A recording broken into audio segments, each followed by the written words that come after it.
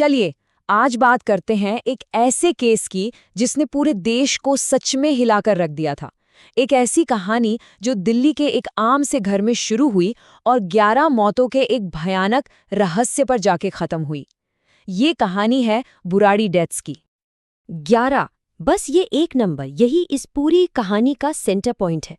एक ही परिवार के 11 लोग। तो तारीख थी 1 जुलाई 2018, जगह दिल्ली का बुराड़ी इलाका।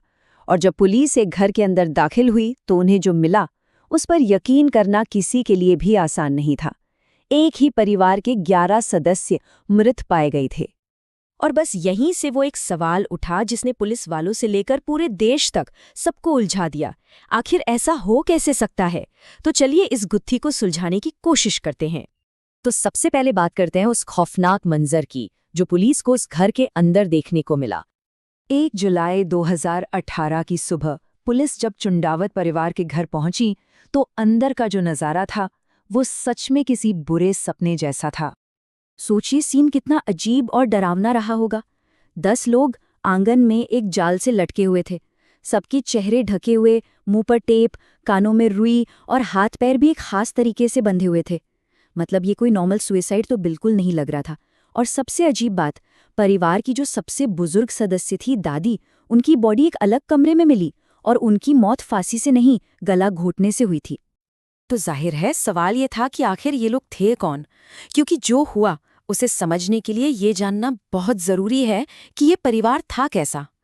चुंडावत परिवार कोई अजनबी नहीं था उस इलाके में। करीब 20 साल से वहीं रह रहे थे। अपनी किराने की दुकान थी, प्लाईवुड का काम था। आस पड़ोस वालों के लिए वो एक बिल्कुल नॉर्मल मिडिल क्लास सबसे घुलने मिलने वाला परिवार था। और शायद इसीलिए जो हुआ वो और भी ज्यादा शॉकिंग था। ये एक प्रॉपर जॉइंट फैमिली थी। घर में 80 साल की दादी थीं, उनके 2 बेटे भावेश और ललित, फिर उनकी पत्नियां और बच्चे। मतलब 3 पीढ़ियां एक साथ एक ही छत के नीचे रह रही थीं। और सब एक दूसरे के बहुत करीब थे। हर फैसला साथ मिलकर लेते थे। ये बात आगे इस कहानी में बहुत इंपॉर्टेंट साबित होगी।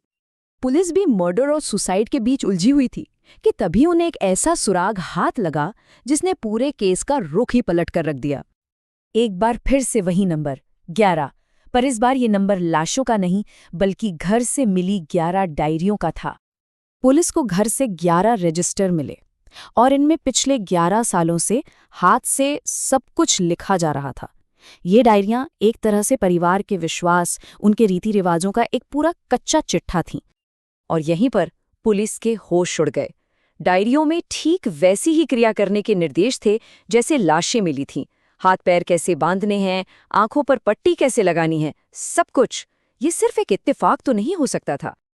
जब डायरियों को और पढ़ा गया तो पता चला कि इन सारे इंस्ट्रक्शंस का सोर्स था परिवार का छोटा बेटा ललित। वही ललित जिसने सालों पहले एक एक्सीडेंट में अपनी आवाज खो दी थी और फिर एक दिन अचानक चमत्कार की तरह उसकी आवाज वापस आ गई। ललित का कहना था कि उसके मरे हुए पिता की आत्मा उससे बात करती है, उसे निर्देश देती है। और इसी चमत्कार ने पूरे परिवार के दिल में उसके लिए एक ऐसा विश्वास पैदा कर दिया था जिस पर कोई सवाल नहीं उठा सकता था। अब सबसे बड़ा सवाल तो यही था कि एक पूरा पढ़ा लिखा परिवार एक आदमी की ऐसी बातों पर आंख बंद करके यकीन कैसे कर सकता है। पुलिस की जो मेन थ्योरी है वो हमें एक बहुत ही कॉम्प्लेक्स साइकोलॉजिकल आइडिया की तरफ लेके जाती है। इसे कहते हैं शेयर्ड साइकोसिस या फोली आ ड्यू।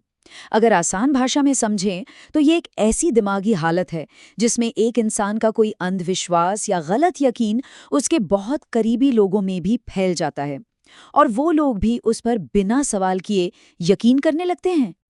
तो पुलिस के हिसाब से हुआ कुछ यूं होगा।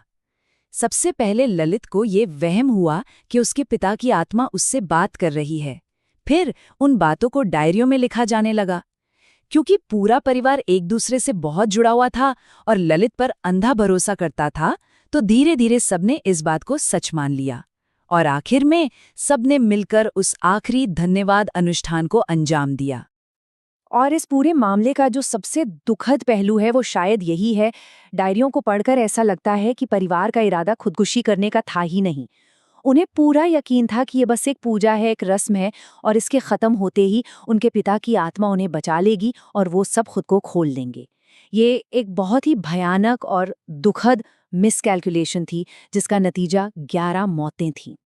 तो शेयर्ड साइकोसिस की थियरी से काफ़ी कुछ साफ तो होता है, लेकिन फिर भी कुछ सवाल हैं जो आज भी बाकी हैं, और इस केस ने हमारे समाज पर एक बहुत गहरा असर छोड़ा है।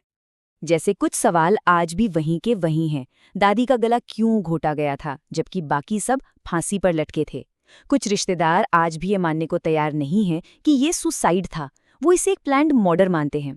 और सबसे बड़ा सवाल कि कोई भी विश्वास या वहम इतना ताकतवर कैसे हो सकता है कि 11 पढ़े लिखे लोग मौत को गले लगा लें? इस केस का एक बड़ा असर ये भी हुआ कि इसने पूरे देश में मेंटल हेल्थ, परिवार के अंदर के दबाव और अंधविश्वास के खतरों पर एक बड़ी बहस शुरू कर दी। इसने हमें ये सोचने पे मजबूर किया कि किसी की भी बात को सिर्फ इसलिए कि वो परिवार का बड़ा है, बिना सवाल किए मान लेना कितना खतरनाक हो सकता है। ये मामला इतना पेचीदा और रहस्यमयी था कि इस पर लोगों का इंटरेस्ट आज भी बना हुआ है। तभी तो 2021 में नेटफ्लिक्स पर house of secrets the Burari deaths नाम की एक डॉक्यूमेंट्री सीरीज भी आई, जिसने इस पूरी कहानी को फिर से लोगों के सामने ला खड़ा किया। और आखिर में ये केस हमें एक बहुत गहरे सवाल के साथ अकेला छोड़ जाता है। आस्था और अंधविश्वास के बीच की वो पतली सी लाइन आखिर है कहाँ? और तब क्या होता है जब कोई पूरा परिवार अनजाने में उस लाइन को पार कर जाता है?